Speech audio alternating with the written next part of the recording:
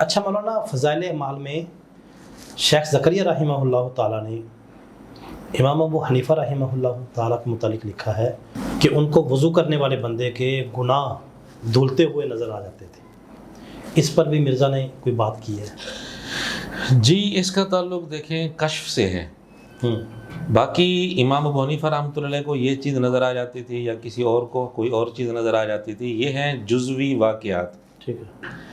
جزوی واقعات پر بات تب ہو سکتی ہے جب کوئی آدمی پہلے اصولی طور پر کشف کو مانتا ہو. ٹھیک.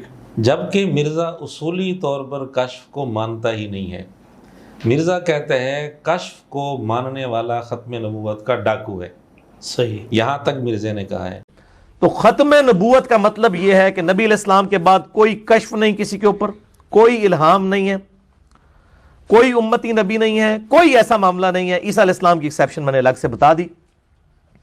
تو اس پہ جن جن لوگوں نے ڈاکے مارے ہیں وہ سب ایک لیول کے مجرم ہیں. میں تو پہلے یہ کہتا ہوں کہ جس شخص نے نبی نام کہہ کے اللہ کے ساتھ اپنا تعلق قائم کیا نبی علیہ السلام کے بعد، میرے نزدیک تو وہ بھی کافر ہے. اور جس نے نبی کا نام لیے بغیر کشف اور الہام کے نام کے اوپر اللہ کے ساتھ اپنا تعلق قائم کیا، وہ بھی کافر ہے. میرے ہاں تو کوئی گنجائش ہی نہیں ہے کسی کے اس طرح کی. دوسری ویڈیو ہے رپلائی ٹو ڈاکٹر اشرف جلالی آن کشف اینڈ الہام، چونکہ صوفیاء کا کشف اور الہام بھی ختم نبوت پہ ڈاکہ ہے. پہلے تو ہم مرزا سے اصولی بات کریں گے. یہ جزوی واقعات اس پر تو بعد میں بات ہوگی. مرزا کہتا ہے کشف کو ماننے والا ختم نبوت کا ڈاکو ہے.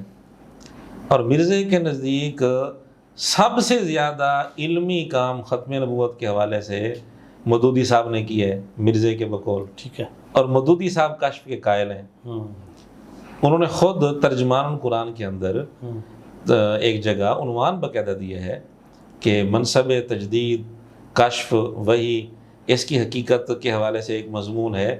تو اس میں انہوں نے لکھا ہے کہ کشف ہو جاتا ہے. صحیح. اچھا، کشف کو جب وہ مانتے ہیں تو مرزا کے اصول کے مطابق وہ ختم نبوت کے ڈاکو ہوئے. تو مرزا لگائے نا ان پر فتویٰ کہ نعوذ باللہ وہ ختم نبوت کے ڈاکو ہیں. وہ تو کہتے ہیں ختم نبوت پر سب سے زیادہ کام علمی انہوں نے کیا ہے. اب یا تو مرزا کا یہ فتویٰ غلط ہے یا پھر مرزا منافقت کر رہا ہے کہ مودودی صاحب پر فتویٰ نہیں لگا رہا. صحیح. یا اپنے فتوے سے رجوع کرے کہ میں نے یہ جو کہا ہے کہ کشف کا قائل ختم نبوت کا ڈاکو ہے، اس سے رجوع کرے. یا پھر مودودی صاحب پر فتویٰ لگا ہمت کرے. دو نمبری تو پھر نہ کرے. صحیح. تو کشف کے ہم قائل ہیں، لیکن کشف کو ہم شرعی حجت نہیں مانتے. صحیح. صرف ہم اتنا کہتے ہیں کشف ہو جاتا ہے، لیکن وہ شرعی حجت نہیں.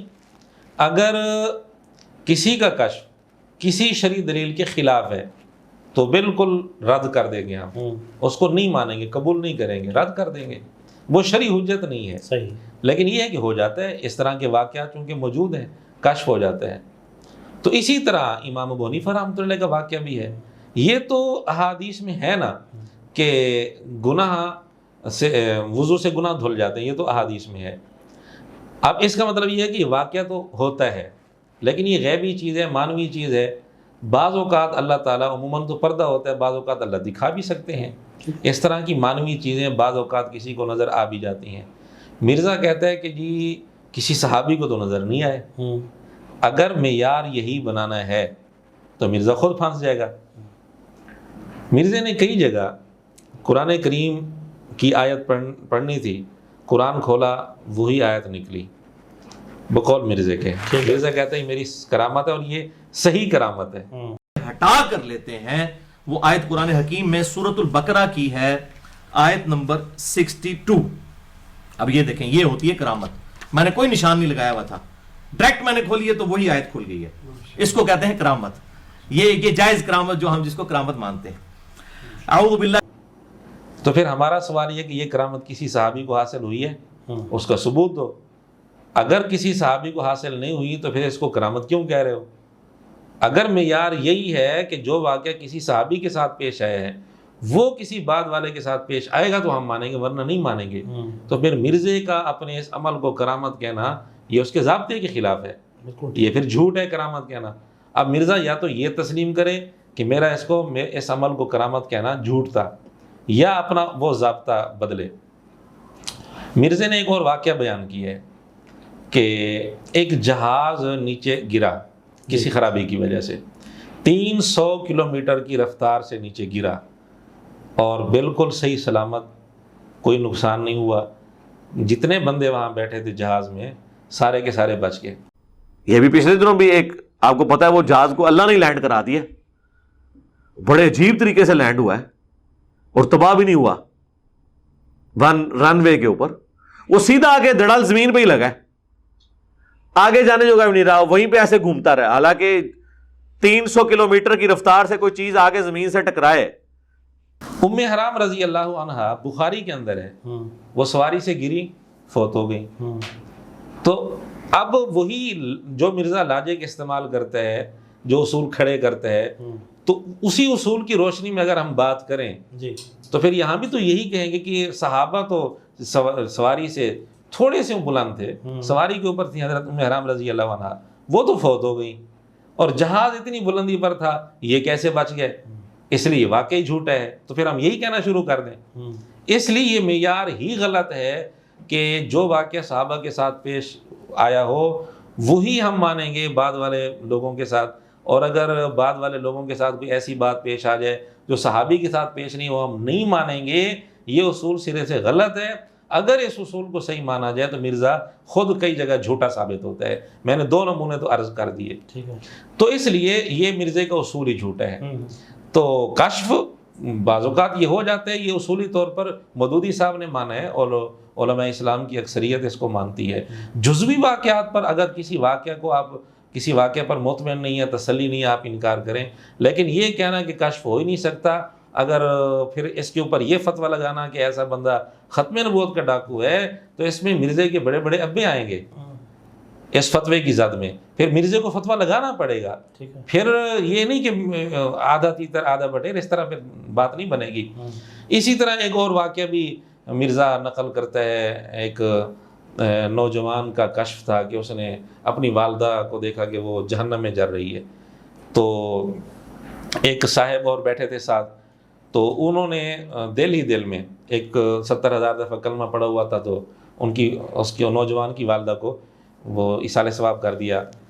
تو اس پر پھر تھوڑی دیر کے بعد نوجوان کہتے ہیں کہ اب وہ جنت میں ہے، اس طرح کا مضمون ہے، فضائل اعمال میں بھی ہے، اس پر بھی وہ مذاق اڑاتا ہے۔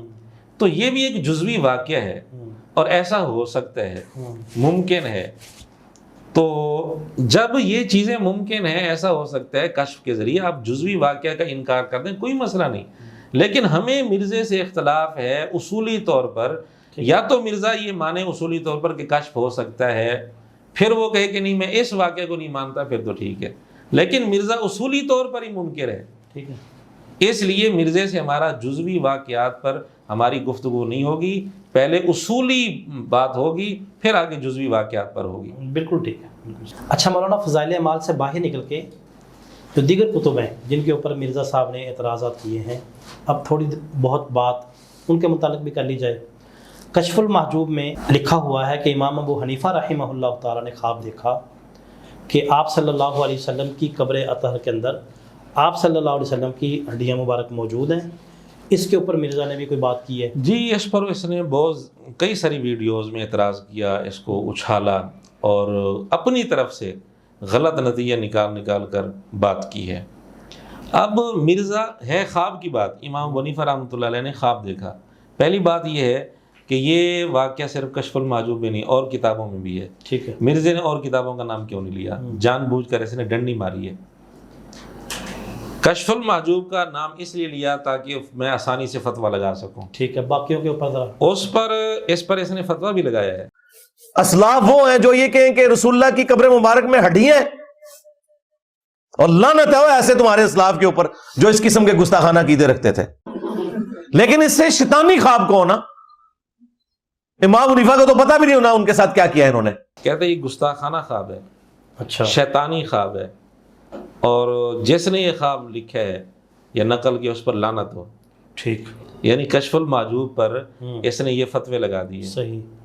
تو ہمارا سادہ سا سوال ہے کہ پھر آپ اسی اصول پر قائم رہیں، جن نے یہ خواب لکھا ہے ان پر گستاخی کا فتوی لگائیں اور لعنت بھیجیں۔ صحیح۔ مثلا ابن عبد البر رحمۃ اللہ علیہ، مشہور مالکی فقیہ اور محدث گزرے ہیں، مرزا ان کی بڑی تعریف کرتا ہے، وہ کہتے ہیں اس زمانے کے مودودی تھے۔ اچھا ہاں جی، ان کی کتاب ہے الانتقاء فی فضائل ثلاثۃ الفقہاء، اس طرح نام ٹھیک ہے۔ ہے، اس کے اندر بطور فضیلت کے، ظاہر ہے کتاب ہی ساری تین ائمہ کی فضیلت پر ہے، بطور فضیلت کے یہ خواب نقل کی ہے کئی سندوں سے، ایک سند کے ساتھ بھی نہیں، اچھا کئی سندوں سے نقل کی ہے۔ صحیح، اب مرزا جی آئیں اپنے اصول پر لگائیں، ابن عبد البر گستاخ تھے نعوذ باللہ، ان کی کتابیں چھاپنا حرام ہے نعوذ باللہ، اور ابن عبد البر پر نعوذ باللہ لعنت بھیجیں، یہ آئے اپنے اصول پر۔ ٹھیک ہے، اسی طرح علامہ ذہبی رحمۃ اللہ علیہ، ان کی بھی مرزا اکثر تعریف کرتے ہیں، صحیح، انہوں نے بھی سیر اعلام النبلاء میں امام ابو حنیفہ رحمۃ اللہ علیہ یہ خواب نقل کی ہے، صحیح، اور اس پر کوئی رد نہیں کیا، اس پر کوئی نکیر نہیں کی، اور یہ خواب ان کی فضیلت کے طور پر نقل کی ہے، تو لگائے امام ذہبی رحمۃ اللہ علیہ پر فتویٰ، اور ان کے بارے میں جو زبان کشف المعجوب کے لیے استعمال کرتے ہیں وہی زبان علامہ ذہبی رحمۃ اللہ کے لیے استعمال کرے۔ صحیح، تو جن جن کی تاریخ بغداد کے اندر صحیح سند کے ساتھ، یہ کم از کم حسن درجے کی سند ہے، ٹھیک ہے، سند کے ساتھ موجود ہے تاریخ بغداد میں یہ خواب، اچھا، یہ کہتے ہیں ثابت ہی نہیں ہے، کہاں بالکل ثابت ہے امام حنیفہ رحمۃ اللہ علیہ یہ خواب۔ اس لیے مرزے کا یہ کہنا کہ یہ خواب گستاخانہ ہے، شیطانی خواب ہے، یہ خواب کوئی آج سے نقل نہیں ہو رہا، صرف کشف المحجوب میں نقل نہیں ہوا، تاریخ بغداد، ابن عبد البر کی الانتقاء، علامہ ذہبی کی سیر اعلام النبلاء، اور بھی کئی سارے، یہ تین حوالے میں نے جو دیے ہیں یہ تو احناف کے علاوہ ہیں، ٹھیک ہے، احناف نے تو اپنی کتابوں میں لکھا ہے، تو کسی کے ذہن میں آج تک یہ بات نہیں ہے کہ یہ خواب گستاخانہ ہے، یہ شیطانی ہے، کسی نے بھی آج تک یہ بات نہیں لکھی، صحیح، صرف اس کے گندے دماغ میں یہ بات آئی، پھر اس نے خواب کو غلط رنگ دے کر کہا کہ جی ان کا عقیدہ ہے کہ حضور علیہ الصلوۃ والسلام کی قبر مبارک میں ہڈیاں ہیں، نعوذ باللہ، اللہ جھوٹوں پر اللہ کی لعنت، یہ کس نے عقیدہ لکھا ہے، یا اس خواب سے کس نے یہ عقیدہ سمجھا ہے؟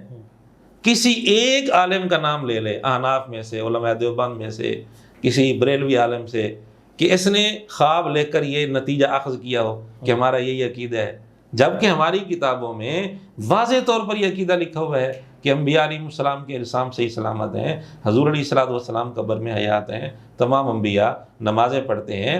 تو اس خواب سے مرزے نے زبردستی نتیجہ نکال کر تھوپ دیا احناف کے سر پہ کہ جی ان کا یہ عقیدہ ہے، حالانکہ خواب حقیقت نہیں ہوتا، یہ ایک تمثیل ہوتی ہے، یہ بات خود مرزا بھی مانتا ہے کہ خواب تمثیل ہوتی ہے۔ تو مرزے کے نزدیک خواب جب تمثیل ہے، اب اس سے خواب کی بنیاد پر ایک عقیدہ ہمارے اوپر تھوپ دینا کتنی بڑی بددیانتی کی بات ہے۔ خواب مرزے نے بھی کئی بیان کیے ہیں، ابن عباس رضی اللہ عنہ کا خواب بیان کیا ہے جی، کہ کربلا کے موقع پر آپ علیہ الصلوۃ والسلام، ابن عباس رضی اللہ عنہ نے خواب میں دیکھا کہ حضور علیہ الصلوۃ والسلام میدان کربلا میں پرا گندہ حالت میں ہیں اور بال بکھرے ہوئے ہیں، اور آپ کے ہاتھ میں ایک شیشی ہے جس میں آپ خون جمع کر رہے ہیں۔ اور مسند احمد میں حدیث ہے، حضرت ابن عباس کہتے ہیں کہ میں نے ایک دوپہر کے وقت حضور کو خواب میں دیکھا، آپ کے ہاتھ میں خون کی شیشی ہے اور آپ کے بال بکھرے ہوئے، پراندہ حالت ہے۔ میں نے کہا میرے ماں باپ آپ پہ قربان گیا، آپ کی کیا حالت ہے؟ تو آپ نے فرمایا کہ ابھی ابھی جو ہے نا وہ میرے حسین اور اس کے ساتھیوں کو قتل کر دیا گیا، میں صبح سے کربلا میں ان کا خون جمع کر رہا ہوں۔ یعنی ایک یہ تمثیل کے طور پہ تھا، یہ نہیں ہوتا کہ فزیکلی نبی اسلام وہاں پہ موجود تھے۔ اب حضور علیہ الصلوۃ والسلام واقعی اسی حالت میں تھے جس وقت خواب دیکھا جا رہا تھا؟ کیا یہی کہیں گے کہ واقعتاً اسی حالت میں تھے، پراگندہ حالت میں؟ حضور علیہ الصلوۃ والسلام تو جنتوں میں ہیں اور جنت کے اعلیٰ ترین درجات میں ہیں۔ تو مرزا خود اس موقع پر کہتے ہیں کہ یہ حقیقت نہیں ہے، یعنی واقعتاً آپ اس طرح اس حالت میں، ایسا نہیں، یہ صرف ایک تمثیل ہوتی ہے۔ جب یہ خود مان رہے تمثیل ہوتی ہے تو یہ جو امام ابو حنیفہ رحمۃ اللہ خواب میں دیکھا، اس سے کیسے یہ نتیجہ نکالا جا سکتا ہے کہ واقعتاً آپ اس حالت میں ہیں؟ یہ بھی ایک تمثیل تھی، بالکل ایسے، یہ نہیں تھا اس کا مقصد کہ واقعتاً حضور علیہ السلام اس حالت میں۔ تو بعض اوقات خواب کا ظاہر پریشان کون ہوتا ہے، اس لیے امام صاحب بھی پریشان ہو گئے۔ خواب کا ظاہر پریشان کون ہوتا ہے لیکن اس کی تعبیر کچھ اور ہوتی ہے۔ حضور علیہ الصلوۃ والسلام نے خواب دیکھا کہ دجال کعبے کے ارد گرد چکر لگا رہا ہے، کیا واقعتاً دجال کعبے کے ارد گرد چکر لگائے گا؟ حالانکہ نہیں، حالانکہ صحیح احادیث میں ہے مکہ مدینہ جا ہی نہیں سکے گا، حالانکہ نبی کا خواب وہی ہوتا ہے۔ وہی ہوتا ہے۔ اس کے باوجود یہ چونکہ خواب ہے، خواب کو خواب کی حیثیت سے دیکھا جائے گا، تو انہوں نے آپ علیہ الصلوۃ والسلام کا خواب تو یہ ہے، جی تو کیا اس کو ہم یہ کہیں گے حقیقت ہے؟ نہیں، اس کی ایک تعبیر ہوگی۔ ہاں ٹھیک ہے۔ یہ کیونکہ خواب کے اندر ایک تمثیل ہوتی ہے، استعارہ ہوتا ہے، یہ بات خود کئی جگہ مرزا مان چکے ہیں، تو یہ حدیث بھی مرزے نے بیان کی۔ وہ ایک حدیث ہے بخاری مسلم کی کہ نبی اسلام نے دجال کو طواف کعبہ کرتے ہوئے دیکھا ہے خواب کے اندر۔ اس کی تعبیر پھر جو محدثین نے بیان کی ہے وہ یہ ہے کہ وہ طواف سے مراد ایگزیکٹ مطاف کے اندر نہیں ہے، بلکہ کعبے کی باؤنڈریز کے باہر، مکے کے باہر وہ گھومتا ہوگا اندر داخل ہونے کے لیے، لیکن بخاری مسلم میں ہے کہ مکے اور مدینے کے اوپر فرشتوں کا پہرا ہوگا۔ اس کے اوپر تفصیل، اور یہاں بھی مرزے نے یہی کہا کہ خواب تو ایک تمثیل ہوتی ہے۔ آپ صلی اللہ علیہ وسلم نے وہ بھی خواب دیکھا تھا نا، صحابہ کرام کو مختلف کپڑوں میں، کسی کی قمیض کہاں تک ہے، کسی کی کہاں تک ہے، حضرت عمر کی قمیض قدموں تک تھی۔ جی جی بالکل، اور آپ علیہ السلام نے تعبیر، اور یہ نہیں کہ واقعتاً قمیض اس حالت میں تھی بالکل ایسے اور اس طرح کی قمیض تھی، نہیں، یہ ایک تعبیر تھی۔ جی۔ تو اس طرح کی بہت ساری مثالیں پیش کی جا سکتی ہیں۔ خواب خواب ہوتا ہے، اس کو حقیقت بنا کر اور وہ عقیدہ کسی کے ذمے تھونپ دینا، یہ بہت بڑی بددیانتی ہے۔ یہ ایسے ہی ہے جیسے ہم کہیں کہ ابن عباس رضی اللہ تعالیٰ عنہ نے یہ خواب دیکھا تو ابن عباس کا یہ عقیدہ تھا کہ حضور اس حالت میں اس وقت قبر مبارک میں پراگندہ حالت میں، نہیں، ایسا نہیں کہہ سکتے، بالکل کیونکہ وہ خواب کی بات ہے۔ انہوں نے خواب سے یہ عقیدہ تو نہیں بنایا، اس خواب سے احناف نے یہ عقیدہ نہیں بنایا نعوذ باللہ کہ حضور علیہ الصلوۃ والسلام کی قبر مبارک میں ہڈیاں موجود ہیں، یہ عقیدہ بالکل نہیں بنایا۔ بالکل صحیح۔ آپ کے تمام انبیاء علیہ السلام کے اجسام بالکل صحیح سلامت ہوتے ہیں۔ تو مرزے کا یہ فتویٰ سراسر بد دیانتی، اگر مرزے کے اندر ہمت ہے تو پھر جن حضرات نے یہ خواب لکھا ہے، مرزا ان کا نام لے کر کہے کہ وہ نعوذ باللہ گستاخ تھے اور نعوذ باللہ ان پر لعنت ہو، نام لے کر کہے اگر ہمت ہے۔ نہیں کرتا تو یہ مرزے کی 2 نمبری ہے اور بد دیانتی ہے۔ صرف کشف المحجوب کے ساتھ اس کو بغض ہے، اولیاء کے ساتھ اس کو بغض ہے، پھر ہم یہی کہیں گے۔ اگر 1 نمبر ہے یہ تو پھر لگائے فتویٰ سب پر۔ اچھا، ایک طرف تو ہمارا یہ عقیدہ ہی نہیں ہے، ہمارا عقیدہ تو یہ الانبیاء احیاء فی قبورہم یصلون، بالکل ہمارا یہ عقیدہ ہی نہیں ہے، ہمارے اوپر زبردستی ٹھونس رہا ہے۔ ٹھونس رہا ہے اور ایسے ہی۔ دوسری طرف عقیدہ کیا ہے ان کے ابوں کا کہ امام مہدی جب آئے گا ننگا ہوگا، نعوذ باللہ من ذالک، نقل کفر نباشد، آپ صلی اللہ علیہ وسلم اس کے ہاتھ پہ بیعت کریں گے۔ ان کی ایسے ہی کتابوں میں اس طرح کی بات، لکھا ہے۔ وہ اس طرح کی بات لکھی ہے ان کی کتابوں میں کہ شیخین رضی اللہ تعالیٰ عنہما ان کو قبروں سے نکال کر نعوذ باللہ کوڑے لگوائے گا، وہ کبھی بیان نہیں کرے گا، جبکہ انہوں نے صراحتاً لکھا ہے۔ ان کا عقیدہ ہے، جی جی، تو اس کو بیان نہیں کرے گا، اور یہاں پہ عقیدہ نہیں ہے، زبردستی تھونپ کر یہ بیان کر رہا ہے۔ آپ بھی اگر اس کے شاگرد اس کی 2 نمبری نہیں سمجھتے تو پھر افسوس ہی کر سکتے ہیں اور کیا کر سکتے ہیں۔ اور ایک اور بات بھی یاد آ رہی ہے جی، اسی خواب کے حوالے سے، یہی خواب نواب صدیق حسن خان صاحب نے اپنی کتاب التاج المکلل کے اندر بھی لکھے ہیں۔ ارے واہ، اور نواب صدیق حسن خان صاحب کو مرزے نے کئی جگہ رحمہ اللہ کہا ہے۔ بھائیو، انڈیا پاکستان کے ریفرنس سے اہل حدیث کے ایک اور بہت بڑے عالم جن کی میں بڑی پرسنلی عزت کرتا ہوں، حتیٰ کہ شیخ البانی رحمہ اللہ انڈیا پاکستان میں جن علماء کو کوٹ کرتے ہیں ان میں سے یہ ٹاپ آف دا لسٹ ہے، شیخ البانی نے بھی کوٹ کیا ہے ان کو اپنے فتووں میں، اور وہ ہیں امام نواب صدیق حسن بھوپالوی رحمہ اللہ تعالی صحیح۔ جو بندہ یہ خواب لکھ رہا ہے مرزے کے فتوے کے مطابق گستاخ ہے، لعنت ہے اس پہ، اس پہ لعنت ہے، اور یہ کہہ رہا ہے رحمہ اللہ، تو پھر مرزے پر کیا فتویٰ لگے گا؟ ان کا نام لے کر پھر یہ فتوے نواب صدیق حسن خان کہتے ہیں، نواب صدیق حسن خان صاحب سے کے ساتھ مجھے بڑی عقیدت ہے۔ ایسے بندے کے ساتھ عقیدت رکھی جا سکتی ہے؟ پھر اس کو صرف کشف المحجوب نظر آئی تھی۔ ایک اور خواب مرزے نے بیان کیا حضور علیہ السلام کا، کہتے ہیں حضور علیہ السلام نے خواب دیکھا کہ آپ نے سونے کے کنگن آپ کے ہاتھ میں ہے، جو بخاری مسلم میں مسیلمہ کذاب کا ذکر موجود ہے۔ نبی الاسلام نے اپنی زندگی میں خواب دیکھا تھا کہ آپ کے ہاتھ میں 2 سونے کے کنگن ہیں۔ آپ کہتے ہیں میں نے خواب میں جب وہ کنگن دیکھے تو مجھے اس چیز کی تکلیف اور دکھ ہوا، کیونکہ سونا تو مرد کے لیے حرام ہے۔ خواب میں دیکھا نا، وہ ایک استعارہ تھا۔ آپ کہتے ہیں، اور مرزے نے یوں اشارہ کر کے کہا، یوں اشارہ، اس اشارے کا مطلب یہ ہے کہ حضور نے پہنے ہوئے ہیں، خود مرزے نے اشارہ کیا ہے۔ ٹھیک ہے، سونے کے کنگن مرد کے لیے پہننا حرام ہے۔ آپ اس خواب کو اگر حقیقت کا درجہ دیں تو مرزے کا عقیدہ کیا ثابت ہوا؟ ہم یہی کہیں نا کہ مرزے کا یہ عقیدہ ہے کہ حضور علیہ الصلوۃ والسلام سونے کے کنگن بھی پہنتے تھے، اس سے جس طرح مرزے نے نتیجہ نکالا ٹھیک ہے ٹھیک ہے۔ تو پھر ہم بھی یہی نتیجہ نکال سکتے ہیں۔ اور جو بندہ یہ عقیدہ رکھے کہ حضور علیہ السلام سونے کے کنگن پہنا کرتے تھے، کیا وہ گستاخ نہیں ہے؟ بالکل ایسے مرزا کہے گا نہیں نہیں، میرا مقصد تو یہ نہیں تھا، میں نے تو صرف خواب بتایا ہے، خواب سے میں نے یہ عقیدہ تو نہیں بنایا۔ تو ہم نے بھی صرف خواب لکھا ہے، کشف المحجوب میں بھی صرف خواب لکھا ہے، اس سے یہ نتیجہ تو انہوں نے نہیں نکالا کہ نعوذ باللہ واقعہ حضور علیہ السلام کی قبر مبارک میں ہڈیاں ہیں۔ تو یہ اس کی بہرحال یہ بد دیانتی ہے کہ اپنی بات آتی ہے تو اصول کچھ ہوتے ہیں، اور اولیاء کی، صوفیاء کی یا اناف کی بات آتی ہے اصول کچھ ہوتے ہیں۔ اچھا حضرت، ارواح ثلاثہ یہ کس کی لکھی ہوئی کتاب ہے؟ اور دوسرا سنا ہے کہ اس کے اندر ایک واقعہ لکھا ہے کہ حضرت گنگوہی رحمہ اللہ تعالیٰ نے حضرت نانوتوی رحمہ اللہ تعالیٰ کے سینے پہ ہاتھ رکھا، اس کے اوپر مرزے نے بڑا شور کیا ہے، اس کے متعلق آپ کیا کہیں گے؟ جی، اس واقعہ پر مرزا نے بڑا شور کیا ہے اور اس کو غلط رنگ دے دے کر بار بار اس کو اچھالا ہے۔ اس پر پہلی بات تو یہ ہے کہ مرزا نے یہ کہا کہ ارواح ثلاثہ حضرت تھانوی رحمۃ اللہ علیہ کی لکھی ہوئی کتاب ہے۔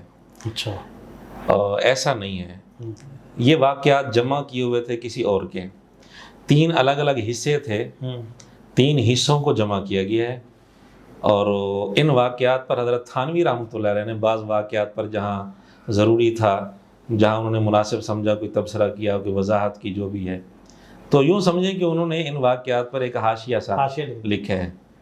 تو یہ واقعہ جمع کرنے والے حضرت تھانوی رحمۃ اللہ نہیں ہیں، کسی اور نے، ناقل کوئی اور ہے۔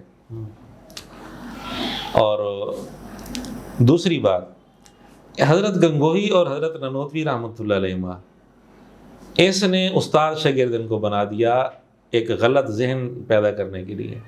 اتنا بڑا جاہل ہے یہ، استاد شاگرد نہیں ہے، یہ تو ساتھی ہیں، اکٹھے پڑھتے رہے ہیں۔ صحیح۔ استاد شاگرد کا تعلق اور ہوتا ہے، ساتھی کا آپس میں تعلق اور ہوتا ہے، کیفیت میں فرق ہوتا ہے۔ تو یہ ساتھی تھے، اس نے جب بھی پیش کیا یہ واقعہ استاد شاگرد بنا کر پیش کیا، اور یہ رنگ دینے کے لیے کہ دیکھو یہ اپنے شاگردوں کے ساتھ کیا کرتے، یہ ساتھی تھے۔ اگلی بات کہ حضرت گنگوہی رحمۃ اللہ علیہ نے اپنے ساتھی حضرت نانوتوی، یہ تقریباً 5-7 سال عمر میں حضرت گنگوہی بڑے ہیں اور حضرت نانوتوی چھوٹے ہیں ساتھی، معمولی سا فرق ہے تھوڑا سا عمر میں۔ اور حضرت گنگوہی حضرت نانوتوی دونوں کے شاگرد مرید بیٹھے تھے، ان کے سامنے حضرت گنگوہی رحمۃ اللہ علیہ نے کہا کہ آپ یہاں لیٹ جائیں، ساتھ لیٹ گئے اور ان کے سینے پر ہاتھ رکھا محبت میں۔ یہ عمل، اس پر مرزا نے بڑا مذاق اڑایا اور کہتا ہے کہ صرف یہ تو سب کے سامنے اتنا ہوا ہے نا، آگے بھی کچھ ہوا ہوگا، یہ تو رپورٹ صرف اتنا ہوا ہے۔ یعنی اس نے اتنا غلط رنگ دیا اس کو کہ یہ تو صرف رپورٹ ہوا ہے، آگے بھی کچھ ہوا ہوگا، کچھ نہ کچھ تو ہوا ہوگا۔ اس پر ہم بات کریں گے، مرزے کو، مرزے کی گھر سے ہی ہم اس کو تھپڑ رسید کریں اس گے۔ میں اس نے اور بھی کہا ہے کہ بس انگریز بھی اتنا ہی کرتے ہیں، اس طرح کی بات بھی کی ہے اس نے۔ بہرحال اس کو غلط رنگ دے کر بہت اچھالا ہے۔ ایک بات تو یہ ہے کہ اگر مرزے کے نزدیک یہ عمل حرام ہے، خلاف شریعت ہے، ناجائز ہے یا کفر ہے، جو بھی حکم لگانا ہے مرزا حکم لگاتا، ٹھیک، اور اس پر کوئی آیت پڑھتا یا کوئی حدیث پڑھتا، اس آیت کی روشنی میں یہ عمل گناہ ہے، اس حدیث کی روشنی میں یہ عمل گناہ ہے، لیکن مرزا نے ایسا نہیں کیا۔ اور دوسری بات، مرزا بار بار کئی ویڈیوز میں کہہ چکا ہے میں کسی کی ذاتیات پر بات نہیں کرتا۔ لیکن اللہ کا شکر ہے حق سب کے سامنے ہے، میں تو برداشت کرتا ہوں، میں تو کوئی کسی کے ساتھ گالی گلوچ والا معاملہ نہیں کرتا، کسی کی ذاتیات کے اوپر نہیں اترتا۔ تو یہ ذاتیات پر بات نہیں ہو رہی، یہ کوئی شرعی مسئلہ بیان ہو رہا ہے۔ ٹھیک ہے، ادھر کہتا ہے میں کسی کی ذاتیات کو نہیں اچھالتا، اور ادھر ذاتیات کو اچھالتا ہے۔ اور تیسری بات، مرزے کا ایک اپنا عمل ہے۔ دیکھیں، کچھ عمل ایسے ہوتے ہیں جو شریعت کی روح سے حرام نہیں کہے جا سکتے، فتویٰ نہیں لگ سکتا، لیکن عموماً عرف کے اندر ہر کوئی وہ کام کرتا ہو، معمول ہو، ایسا بھی نہیں ہوتا، لیکن اس پر فتویٰ بھی نہیں لگ سکتا، اور ہر کوئی اس کو عرف کے اندر زیادہ اچھا بھی نہیں سمجھا جاتا، حرام ہونے کا فتویٰ بھی نہیں لگتا۔ میں اس کی چند مثالیں دیتا ہوں۔ صحیح مسلم کے اندر حدیث ہے، امام باقر رحمۃ اللہ علیہ نوجوان تھے، اور ایک صحابی کے پاس گیا جو بوڑھے تھے، نبینا ہو چکے تھے. انہوں نے محبت میں ان کا اوپر والا بٹن کھولا، وہ خود بتا رہے ہیں، پھر نیچے والا بٹن کھولا اور سینے پر ہاتھ پھیرنے لگے. صحابی ٹھیک ہے، نبینا تھے، بوڑھے تھے اور یہ نوجوان تھے. محبت میں سینے پر ہاتھ پھیرنے لگے. امام اب باقر اس کو کوئی غلط رنگ دے کر نعوذ باللہ کیا سے کیا بنا دے. اور مرزا نے جو لفظ کہے ہیں کہ یہ تو صرف پبلکلی ہوا ہے، یہ رپورٹ تو صرف اتنا ہوا ہے، نعوذ باللہ وہاں کوئی غلط رنگ دے دے، کتنا وہ بدبخت ہوگا. یہ راستہ کون ہموار کر رہا ہے؟ مرزا ہموار کر رہا ہے. اس قسم کا ذہن نوجوانوں کا کون بنا رہا ہے؟ مرزا بنا رہا ہے. مجھے ایک اور بات یاد آ رہی ہے. جی، اداکارائیں جو ناچتی بھی ہیں، ڈانس بھی کرتی ہیں، فل میک اپ میں ہوتی ہیں، غیر محرموں کے سامنے بالکل برسر عام جاتی بھی ہیں، گفتگو بھی کرتی ہیں، سارا کچھ کرتی ہیں. مرزا کہتے ہیں ان پر بھی زنا کا حکم نہیں لگانا چاہیے. اس نے نامزد کر کے کہ اس نے زنا بھی کیا ہے. کیونکہ یہ حکم تب لگ سکتا ہے جب اپنی آنکھوں سے کوئی دیکھے، بالکل اپنی آنکھوں سے وہی حال دیکھے پھر حکم لگا سکتا ہے، ورنہ ظاہری حالت کسی کی کتنی گندی کیوں نہ ہو. تو کیا یہ دونوں جو کیسز ہیں، کسی عام کے حوالے سے بات کرنا یا کسی اداکارہ کے حوالے سے بات کرنا، کیا یہ دونوں صورتیں بہتان ہی ہیں؟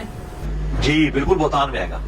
دیکھیں اللہ تعالیٰ کے ہاں تو جو بندہ یعنی ظلم پر مبنی کوئی سٹیٹمنٹ دے رہا ہے، جھوٹ پہ مبنی کوئی سٹیٹمنٹ دے رہا ہے، وہ چاہے کسی کے بارے میں بھی ہے، وہ تو جرم ہے. یہ نہیں ہے کہ آپ اچھے بندے کی برائی کریں گے تو وہ جرم ہے اور برے کی کریں گے تو وہ جرم نہیں ہے. یہ جو زنا ہے اس کی تو سزا کے لیے اتنی کڑی شرائط ہے کہ 4 گواہ، اور 4 گواہ بھی صرف بادی النظر میں نہیں، یہ ہماری اٹ سیمز لائک دیٹ، بادی النظر میں نہیں، فزیکلی انہوں نے وہ انٹرکورس دیکھا ہو اس حالت میں. 3 نے بھی دیکھا ہے نا اور 1 نے نہیں دیکھا، تب بھی اس کے اوپر حد نہیں لگے گی. اور چاہے جائے کہ یہ خبر کو اخبار میں چھپ جائے یا اس طریقے سے فیک تصویر آ جائے، فیک ویڈیو آ جائے. ویڈیو تو ہماری عدالتیں نہیں اس کو ثبوت کے طور پہ قبول کرتی ہیں. آج کل تو کچھ بھی ہو سکتا ہے. تو چاہے کوئی بدکار عورت بھی ہے، ڈیفینیٹ بھی ہے، تب بھی یہ کسی کو حق حاصل نہیں کہ اس کے اوپر بہتان درا. اداکارہ کے متعلق تو مرزا اتنی احتیاط کر رہا ہے، اور علماء پر کیچڑ اچھالنے کے لیے صرف یہ ایک عمل ہوا، اس عمل کو اس نے کہاں سے کہاں تک پہنچا دیا کہ آگے بھی کچھ ہوا ہوگا. یہ یہی کرتے ہیں. اس قسم کے جملے بولنا کیا یہ منافقت نہیں ہے؟ کیا یہ بے ایمانی نہیں ہے اس کی؟ اداکاروں کے لیے جو اس نے کہا ہے کہ ان کے متعلق کوئی بات نہ کی جائے، اس کی خاص وجہ جو میرے ذہن میں آ رہی ہے وہ یہ ہے کہ وہ اس کے ابوں کے عقیدوں سے تعلق رکھتی ہیں. یہ وجہ بھی ہو سکتی ہے کیونکہ وہ محرم میں مومنہ بن جاتی ہیں. خیر یہ تو واضح پورا سال جو ہے نا وہ ناچ گانے میں لگی رہتی ہیں. تو یہ تو واضح بات ہے کہ یہ دوہرا معیار ہے اس کا، 2 نمبری ہے اس کی. اور اتنا بڑا کسی پر بہتان لگانا بغیر کسی ثبوت کے ایک عام مومن پر بھی درست نہیں ہے. مرزا خود یہ کئی جگہ اصول بتا چکا ہے. جب تک آپ کے پاس پراپر ثبوت نہ ہو آپ کسی کے بارے میں کوئی رائے قائم نہ کریں. اس طرح کسی مسلمان کلمہ گو اہل قبلہ کے اوپر پلیز اس طرح کے الزامات نہ لگائیں. اللہ سے ڈریں. علماء پر یہ الزام لگا رہا ہے صرف ضد میں آ کر اور بغض میں آ کر. اب ایک صحابی حضرت امام باقر رحمۃ اللہ علیہ کے سینے پر بٹن کھلوا کر ہاتھ پھیرے ہیں. ٹھیک ہے. حضرت گنگوئی رحمۃ اللہ علیہ نے بٹن نہیں کھولے اور ہاتھ پھیرا نہیں، صرف رکھنے کی بات ہے. ٹھیک ہے. مرزے کے ساتھ ایک معاملہ ہوا. جی. زبیر علی زئی صاحب جن کو مرزا اپنا استاد کہتے ہیں، وہ بوڑھے تھے اور مرزا نوجوان تھا. اتنا عمر کا تفاوت حضرت گنگوئی اور حضرت ننوتوی میں نہیں ہے. اس نے کچھ سوالات کیے، پھر سوالات کر کے یہ خود ہی کیمرے کے سامنے جا کے بیٹھ گیا. یہ بیٹھے کرسی پر، کسی نشست پر بیٹھے، اور زبیر علی زئی صاحب کھڑے ہیں. ٹھیک ہے. انہوں نے یوں ہاتھ پھیرے کندھے پہ، ساتھ لگ کر ہاتھ پھیرے ہیں. اللہ تعالیٰ قبول کرے. ماشاءاللہ. ابھی ایک اور مسئلہ طلاق کے ثلاثے کے بارے میں انشاءاللہ میں تحقیق کرنی ہے. اچھا. کہ وہ جو حدیث ہے نا کہ نبی کریم صلی اللہ علیہ وسلم کہ لا طلاق فی اغلاق، اغلاق میں طلاق نہیں ہوتی. اس کا معنی ابو داؤد کرتے ہیں کہ غصے میں طلاق نہیں ہوتی. اچھا اگر یہ ثابت سر، ویسے ابھی میں اپنی opinion تو دے سکتا ہوں، میں بند کر دیتا ہوں. جی. یہ عمل مرزے کے سامنے پیش کیا گیا کہ یہ تو عمل تیرا بھی موجود ہے. مرزے نے اس پر ایک حدیث کا سہارا لیا. اچھا. کہتے یہ تو سنت عمل ہے. اللہ اکبر. سنت عمل کیسے؟ کہتے ہیں بخاری میں ہے کہ حضور علیہ السلام نے ابن عمر رضی اللہ تعالیٰ عنہ کے کندھے پر ہاتھ رکھ کر ایک بات ارشاد فرمائی تھی، کوئی فضیلت تھی یا کوئی اور بات تھی. اور بیوقوفو یہ تو سنت ہے، صحیح بخاری میں موجود ہے. عبداللہ ابن عمر کہتے ہیں نبی علیہ السلام نے میرے کندھوں پہ یوں ہاتھ رکھ کے مجھے فرمایا تھا کہ عبداللہ، یعنی حضور علیہ السلام نے اس حدیث کے اندر الفاظ آتے ہیں کندھے کو پکڑا، اور یہ نہیں کہ ابن عمر رضی اللہ عنہ بیٹھے تھے، حضور علیہ السلام کھڑے تھے اور ساتھ رکھ کر یوں کندھے پر ہاتھ پھیرا، ایسا نہیں ہے. لیکن پھر بھی اس نے اس حدیث کا سہارا لیا. ہم جب پیش کرتے ہیں امام باقر رحمۃ اللہ علیہ والا عمل، کہتے ہیں نہیں وہ تو صحابی تھے، ان کو کیوں پیش کر رہے ہو؟ یعنی اپنے عمل کے لیے حضور علیہ السلام کا سہارا یہ لے رہا ہے، جبکہ وہاں مکمل طور پر مطابقت نہیں ہے. یہاں امام باقر رحمۃ اللہ علیہ والا واقعہ جب ہم سناتے ہیں کہتے ہیں ان کو کیوں پیش کرتے ہو؟ ان کو کیوں نہیں پیش کیا جا سکتا؟ پھر جی جب یہ حضور علیہ السلام کا عمل پیش کر سکتے ہیں تو ہم امام باقر رحمۃ اللہ کا عمل کیوں نہیں پیش کر سکتے؟ اب مجھے بتائیں جی کہ امام باقر رحمۃ اللہ علیہ کے ساتھ جو صحابی کا یہ عمل ہے، جی کیا یہ عام معمول ہے؟ نہیں. اگر کوئی ایک بوڑھا آدمی کسی نوجوان کو بلائے، جی بٹن کھولے اوپر والا پھر نیچے والا اور سینے پر ہاتھ پھیرے، تو کیا ہر نوجوان کی یہ طبیعت ہے کہ اس کو یہ مناسب لگے؟ نہیں. ایسے بھی نوجوان ہوں گے کہ وہ اس کو اچھا نہیں سمجھیں گے کہ یار یہ کیا کر رہا ہے، ٹھیک ہے. ایسے ہی. لیکن اس کے باوجود اگر وہ کرتا ہے تو اس پر ہم حرمت کا فتویٰ لگا دیں گے، یا اگلا فتویٰ لگا دیں گے کہ یہ تو صرف ایک ظاہری طور پر ہو رہا ہے، آگے پتہ نہیں کیا کیا ہوگا، یہ فتویٰ لگا دیں گے. نہیں. اگر یہ ذہن جو مرزا بنا رہا ہے نعوذ باللہ، اس کے اثرات کہاں تک جائیں گے؟ ایک اور واقعہ، جی ایک صحابی تھے حضرت ظاہر رضی اللہ تعالیٰ عنہ، رضی اللہ تعالیٰ. دیہات میں رہنے والے تھے. حضور علیہ السلام کے ساتھ بڑی بے تکلفی تھی. ہر صحابی کے ساتھ ایک جیسا معاملہ جی نہیں ہوا کرتا تھا آپ علیہ السلام کا. کسی کے ساتھ بہت بے تکلفی ہوتی تھی، جیسے جس کا مزاج ہوتا تھا آپ علیہ السلام اسی کے مطابق اس کے ساتھ معاملہ فرماتے تھے، ٹھیک ہے. اس کے مزاج کے مطابق. حضرت ظاہر رضی اللہ تعالیٰ عنہ دیہات سے کچھ سبزیاں وغیرہ اس قسم کی چیزیں لے کر آئے اور منڈی میں کھڑے تھے، بازار میں بیچ رہے تھے. حضور علیہ السلام پیچھے گئے اور یوں پکڑ لیا. حضرت ظاہر کو پتہ نہ چلا کہ کون ہے پکڑنے والا. انہوں نے کہا کون ہے، چھوڑ دے مجھے. لیکن جب یہ بات کرتے ہوئے جب پیچھے دیکھا تو ان کو محسوس ہوا کہ حضور علیہ السلام ہے. انہوں نے پھر کیا کیا، اپنی کمر مزید حضور کے سینے کے ساتھ چمٹانا شروع کر دی، مزید جتنا زور لگا سکتے تھے. اس میں میرے خیال میں الفاظ بھی ہیں، آپ نے فرمایا تھا کہ اس غلام کو کون خریدے گا، اسی موقع پر فرمایا تھا. ہاں تو انہوں نے کہا یا رسول اللہ یہ تو آپ کو نقصان ہی ہوگا، میں کون سا قیمتی ہوں؟ آپ نے فرمایا نہیں تو قیمتی ہے. اب انہوں نے اپنی کمر خوب زور لگا کر حضور کے سینے کے ساتھ چمٹائی. یہ ایک عمل ہے. آج کوئی آدمی کسی کے سینے کے ساتھ اپنی کمر چمٹائے تو کیا ہر آدمی کی یہ طبیعت ہے کہ یہ عمل لوگوں کے سامنے کرے؟ نہیں، طبیعت نہیں ہے. ایسے ہی اگر کوئی کرتا ہے ہم اس پر حرمت کا فتویٰ بھی نہیں لگائیں گے. تو بعض اعمال اس طرح ہوتے ہیں کہ ان پر حرمت کا فتویٰ نہیں ہوتا اور ہر آدمی کرتا بھی نہیں ہے. ٹھیک ہے. ایسے واقعات کو لے کر اگر اچھالا جائے اور ذہن منفی بنایا جائے تو اس کے اثرات وہاں تک جائیں گے. ٹھیک ہے. کل کو ملحدین، اس نے ملحدین کے لیے یہ راستہ ہموار کیا ہے. ملحدین اس قسم کی باتیں نعوذ باللہ انہی احادیث پر کریں گے تو یہ ان کے لیے راستہ ہموار کر رہا ہے. اپنے شاگردوں کا جب یہ ذہن اتنا پکا کر لے گا تو ایسا ایسا وہاں تک بھی ان کا ذہن پہنچ جائے گا اور ایسا ایسا الہاد کی طرف یہ چلے جائیں گے. اس لیے یہ صرف بغض میں آ کر اس نے بات تو کر دی، لیکن اس کو یہ اندازہ نہیں ہے کہ اس کا پھر نتیجہ کہاں تک جائے گا. مرزا کے ساتھ ایک اور واقعہ پیش آیا. جی عام طور پر مرزا تصویر بنواتا ہے تو دوسرے آدمی کا ہاتھ یہاں پیٹ پر رکھ دیتے ہیں خود ہی. سبحان اللہ. مجھے بتائیں یہ طریقہ کسی آیت میں ہے، کسی حدیث میں ہے؟ کیا حضور علیہ السلام نے یہ طریقہ اختیار کیا کہ کسی صحابی کا ہاتھ پکڑ کر اپنے پیٹ پر رکھ لیا ہو؟ قبلہ نادر صدیقی صاحب نے بڑا اچھا کمنٹ کیا اس کے اوپر. کیا آپ نے نہیں دیکھا؟ وہ ایک اور تصویر تھی. یہ تو عام معمول ہے نا مرزے کا. ٹھیک ہے. وہ ایک اور تصویر تھی اماد علیہ السلام جو اس کا شاگرد ہے. ہاں اس اماد علیہ السلام نے مرزے کے پیٹ پر ہاتھ رکھا ہوا ہے. ہاں بالکل ایسے ہی. مجھے بتائیں کیا یہ عمل حضور علیہ السلام سے ثابت ہے، کسی صحابی سے ثابت ہے؟ اچھا یہ عمل عرف میں اس کو اچھا سمجھا جاتا ہے؟ نہیں. اس لیے جب میں نے یہ تصویر لگائی تو منفی کومنٹ آنے لگے. کیوں؟ کیونکہ مرزا جب منفی رد عمل دیتا ہے تو پھر اسی کے طرز میں پھر رد عمل ایسا آئے گا مرزا جب غلط رنگ دیتا ہے، اب یہ جب میں نے پوسٹ کی وہ تصویر تو لوگوں کے کمنٹس آنے لگے، کوئی کہنے لگا حمل چیک کروا رہا ہے، کوئی کہنے لگا یہ کر رہا ہے وہ کر رہا ہے۔ نادر صدیقی اب دیکھیں عمل اس پر ایسا عمل نہیں ہے کہ ہم حرمت کا فتویٰ لگائیں، لیکن ایک عجیب سا لگتا ہے۔ ہر آدمی کی اپنی طبیعت ہے، مرزے کی اپنی طبیعت ہے، وہ پیٹ پر ہاتھ رکھوا لیتے ہیں، ٹھیک ہے رکھوائے، لیکن جس طرح وہ غلط رنگ دے سکتا ہے تو پھر یہ بھی تو یہاں بھی غلط رنگ دیا جا سکتا ہے۔ اور یہ تو مرزے کی عام روٹین ہے کہ دوسروں کا ہاتھ اپنے پیٹ پر رکھوا لیتے ہیں تصویر کھنچوانے کے بعد، خود جان بوجھ کر۔ ٹھیک ہے۔ ایک دفعہ اس کا انٹرویو ہوا مورو کے ساتھ، مورو مشہور ہے، اس کے ساتھ انٹرویو ہوا۔ پھر بعد میں جیسے اس کا تصویر سیشن ہوتا ہے، فوٹو سیشن، تصویر بنوا رہے تھے تو اس نے مورو کا ہاتھ پکڑ کر پیٹ پر رکھ دیا۔ اب جو میں بتاتا ہوں، ساتھ کھڑے ہوتے ہیں یا پیچھے ساتھ ہی کھڑے ہوتے ہیں برابر میں، ٹھیک ہے، جب ایک ہاتھ کندھے پر رکھ دیتا ہے اپنے شاگرد کے، دوسرا ہاتھ پکڑ کے یہاں رکھ دیتا ہے۔ اب دیکھیں ہمیں تو عجیب سا لگتا ہے، ہر آدمی کا اپنا مزاج ہے، ٹھیک ہے وہ رکھتا ہے تو اس کا اپنا مزاج ہے۔ اب میں اس کا ثبوت دے رہا ہوں کہ عام لوگ اس کو اچھا نہیں سمجھتے، میں اس کا ثبوت دے رہا ہوں۔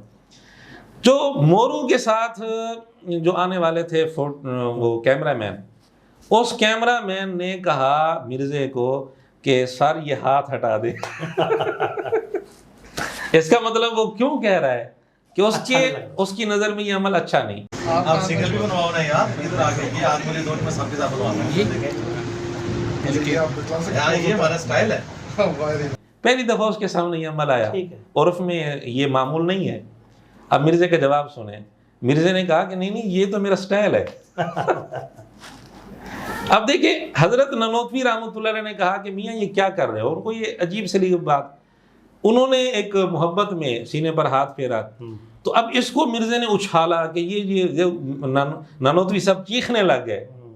تو مورو کا جو وہ کیمرہ مین تھا وہ بھی چیخنے لگ گیا کہ یہ کیا کر رہے ہو، چیخنے لگ گیا۔ پھر ہم بھی یہی رنگ دیں گے نا، وہ چیخنے لگا اور مرزے نے کہا میرا تو سٹائل ہے یہ۔ تو دیکھیں ہر عمل کی ایک حیثیت نہیں ہوتی، ہر آدمی کی نظر میں ہر عمل ایک جیسا نہیں ہوتا۔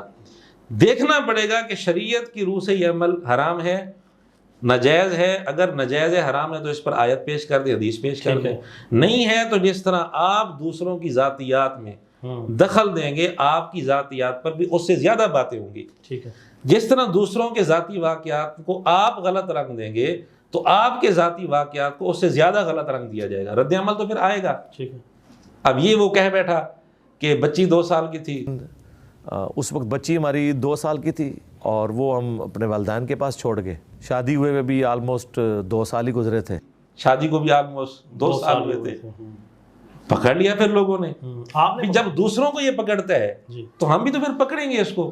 اچھا ایک اور بات سناؤں، مرزا سنا رہا ہے اپنے ایک استاد کے متعلق، اسحاق فیصل آبادی صاحب کے متعلق۔ اسحاق فیصل آبادی صاحب بالکل بوڑھے، بالکل سفید ریش، 70-80 سال کی عمر میں، اور مرزا بالکل نوجوان، 35 سال کی عمر۔ مرزا کہتے ہیں میں نے ان سے سوالات کیے تو ایک بات میں نے ان سے کی حضرت معاویہ رضی اللہ عنہ کے بارے میں، تو یہ آپ ہاتھ ہولا رکھا کریں، یہ ہے وہ ہے۔ تو مرزا بتاتا ہے کہ مولانا اسحاق صاحب آئے اٹھ کر میرے پیچھے آئے اور میرے کندھوں پر دونوں ہاتھ رکھے اور کہے اور انہوں نے کہا کہ آپ نے مجھے اچھی نصیحت کی ہے۔ اچھا، بلکہ میں نے ان کو خود ایک دفعہ میں جب ملاقات ہوئی تو میں نے ان کو میں نے کہا آپ ذرا حضرت معاویہ کے بارے میں ذرا ہاتھ ہولا رکھا کرو، تسی بہت سخت ہو جاتے ہو۔ تو وہ میرے پیچھے آئے، یوں آ کے نا میرے کندھے پہ دونوں ہاتھ رکھ کے مجھے کہتے ہیں آپ نے مجھے بڑی اچھی نصیحت کی ہے، واقعی ایسا ہو جاتا ہے۔ چلو ٹھیک ہے، ہم مان لیتے ہیں انہوں نے محبت میں آ کر کیا ہوگا، لیکن بالکل اسی طرح کا واقعہ ہے۔ اگر مرزا کہتے ہیں کہ حضرت گنگوئی حضرت ننوتوی کی ویڈیو بنی ہوتی نا میں وہ آپ کو دکھاتا، تو یہ ویڈیو بھی مرزا کو بنوا لینی چاہیے تھے نا کہ مولانا اسحاق صاحب کیسے اٹھے، کیسے اس کے پیچھے آئے، کیسے اس کے کندھوں پر دونوں ہاتھ رکھے جھک کے۔ اب یہ بات جب میں نے لگائی اس پر بھی لوگوں کے پھر تبصرے آئے کہ کام یہاں تک تو نہیں رکا ہوگا بھی، جس طرح مرزا وہاں غلط رنگ دیتا ہے کہ پبلکلی تو صرف اتنا ہوا ہے نا، آگے کچھ نہ کچھ تو ہوا ہوگا۔ تو مرزا جی مولانا اسحاق صاحب نے جو آ کر پیچھے سے دونوں کندھوں پر ہاتھ رکھے تھے تو کام آگے کچھ نہ کچھ تو پھر ہوا ہوگا۔ یہی تبصرہ ہم وہاں بھی کر سکتے ہیں. ٹھیک ہے. اس لیے کسی کی ذاتیات پر خاص طور پر تبصرے کرنا، پھر اس کسی کے واقعے کو غلط رنگ دینا، جو آدمی اس طرح کا کام کرتا ہے وہ یہ نہ سمجھے کہ میرے ساتھ یہ نہیں ہو سکتا، پھر معصوم تو وہ بھی نہیں ہے. اس قسم کی باتیں اس کے اندر موجود ہیں، یہی رنگ اس کے واقعات میں دیا جا سکتا ہے. اب مرزا اگر کہتا ہے کہ میں پاک صاف ہوں تو پھر دوسروں پر فتویٰ کیوں لگاتا ہے اور ان کے واقعات کو غلط رنگ کیوں دیتا ہے؟ بلکہ یہی جب سلسلہ چل رہا تھا، جی ایک آدمی نے میرے کسی کئی کلپس پر نا ایک کومنٹ کیا، کہتے ہیں اس کا تو اپنا چکر چلتا رہا ہے. رانا رفیق اسٹوڈیو والا ہے کوئی، رانا رفیق جہلم میں، کہ وہ کوئی بدفعلی والا اس کو ساتھ چکر چلتا رہا ہے. تو اب دیکھیں یہی کومنٹس مشہور کر دیا جائے، یہی تو پھر رد عمل ہوگا. بھی یہ جو کہہ رہا ہے، اس نے اس قسم کی باتیں دوسروں کی ایک بات کی بنیاد پر صحابہ کے متعلق کی ہوئی ہیں. حضرت عمر بن عاص رضی اللہ تعالیٰ عنہ جلیل القدر صحابی ہیں، جی فتح مکہ سے پہلے اسلام لائے. حدیث میں بھی آتا ہے کہ باقی لوگ اسلام لائے، عمر بن عاص ایمان لائے ہے. آپ علیہ الصلوۃ والسلام نے کئی مہمات پر ان کو بھیجا تھا. تو ان کے متعلق رافضی چونکہ بغض رکھتے ہیں، انہوں نے ایک لفظ مشہور کر دیا کہانیوں کے انداز میں، عمر و عیار. ایک مرزے کا کلپ ہے مسئلہ تحکیم پر، واقعہ تحکیم پر. ان کا نام لے کر مرزا کہتے ہیں جن کی طرف وہ کہانیاں منسوب ہیں نا عمر و عیار کے نام سے، شیطانی مسکراہٹ اس کے چہرے پر آتی ہے اور کہتا ہے کہ جی وہ عیار انہی کے نام کی نسبت کی وجہ سے، اور میرے متھے نہ مار دینا، میں نے نہیں لکھی یہ لفظ، میں نے نہیں بنایا. اور ادھر سے آئے جناب اتنی پرسنالٹی کہ ان کے نام کے اوپر آج تک عمر و یار کی کہانیاں پڑھائی جاتی ہیں، یعنی ان کی نسبت کی وجہ سے. میں نے نہیں لکھی کہانیاں، میرے متھے نہ مار دینا، میرے متھے نہ مار دینا. مسکرا بھی رہا ہے ساتھ. اس کو چاہیے تھا اس کی غیرت کرتا کچھ، اس کے چہرے پر بجائے مسکراہٹ کے افسوس کے آثار ہوتے، اور یہ کہتا بڑا افسوس ہے صحابی رسول کے متعلق جنہوں نے کیا غلط کیا ہے. مسکرا بھی رہا ہے، کہتے ہیں میرے متھے نہ مار دینا، یہ تو میں صرف نقل کر رہا ہوں. تو مرزے کے شاگردوں سے گزارش ہے، یہ کمنٹ جو رانا رفیق والا ہے میرے متھے نہ مار دینا، میں نے صرف نقل کیا ہے. تو باقی مرزے سے جا کر تحقیق کریں رانا رفیق والا کیا چکر ہے، یا رانا رفیق سے کر لیں. ہاں رانا رفیق سے کر لیں. اس لیے مرزا اگر دوسروں کی ذاتیات پر آئے گا تو پھر بچے گا یہ بھی نہیں، اس سے زیادہ چیزیں اس کے متعلق سامنے لائی جا سکتی ہیں. رانا رفیق صاحب سے آپ خود بھی رابطہ کر لیں. یہ تو مرزے کے شاگردی کریں، ہم کیوں کریں؟ ہمیں شوق نہیں ہے کسی کی ذاتیات پر جانے کا. یہ تو صرف ہم رد عمل کے طور پر کر رہے ہیں بس. اس واقعہ پر آخری بات جو مرزے کی طرف سے اور اس کے شاگردوں کی طرف سے یہ ہوتی ہے کہ اگر تم سمجھتے ہو کہ یہ عمل کوئی اچھا ہے تو پھر کرو لوگوں کے سامنے. تو اس پر ہماری گزارش یہ ہے کہ یہ عمل ہم نے دکھایا حضرت ظاہر رضی اللہ تعالیٰ عنہ کا. مختصر الشمائل کتاب ہے علامہ البانی کی، انہوں نے اس واقعہ کو صحیح مانا ہے، اس روایت کو. ٹھیک ہے. تو پھر ہماری بھی یہی گزارش ہے کہ حضرت ظاہر نے جو حضور علیہ الصلوۃ والسلام کے ساتھ ایک عمل کیا تھا، معاملہ کیا تھا، اب کیا سارے صحابہ اس طرح کرتے تھے؟ نہیں. اگر یہی مطالبہ ہے کہ اگر تم اس عمل کو اچھا سمجھتے ہو کر کے دکھاؤ، ہمارا پھر مطالبہ ہے کہ مرزا اور اس کے سارے شاگرد کسی کے ساتھ اس طرح عمل کر کے ویڈیو بنوائیں. ٹھیک ہے. کیونکہ یہ تو ہم نے حدیث پیش کی ہے نا. جی.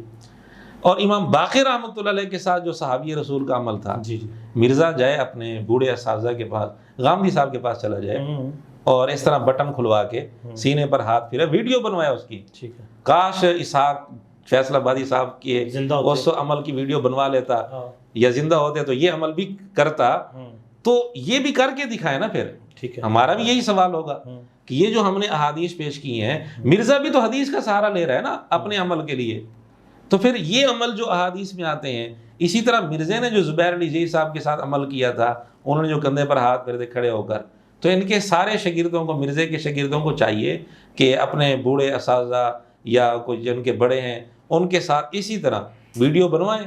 ٹھیک. تو ہمارا بھی پھر یہی مطالبہ ہے. وہ کہیں گے نہیں اس کی کیا ضرورت ہے، تو پھر تمہارے مطالبے کی کیا ضرورت ہے؟ بالکل ٹھیک ہے. تمہارا یہ مطالبہ بھی غلط ہے. بس یہ ہے کہ اگر یہ عمل حرام ہے، ناجائز ہے، تو لگاؤ فتویٰ، کوئی آیت پڑھو، کوئی حدیث پڑھو. اس طرح کے مطالبے سوائے وقت ضائع کرنے کے، اور ان کی کوئی حیثیت نہیں ہے، کوئی اوقات نہیں ہے، فضول مطالبے ہیں، اگر کرنے ہیں تو پھر ہماری طرف سے بھی یہی مطالبے ہیں۔ بالکل ٹھیک ہے جی ناظرین، یہ تھا آج کا پوڈ کاسٹ، یقیناً آپ کو اچھا لگا ہوگا، امید کرتا ہوں کہ آپ اپنی رائے کا اظہار ضرور کریں گے، اور مولانا عمران صاحب سے اگر آپ کوئی سوال کرنا چاہیں انجینئر محمد علی مرزا کے متعلق تو آپ پوچھ سکتے ہیں، آپ کے سوال کو ہم مولانا محمد عمران صاحب تک پہنچائیں گے اور آپ کے سوال کا جواب لیں گے۔ اس وقت تک کے لیے اجازت دیجیے، اللہ حافظ۔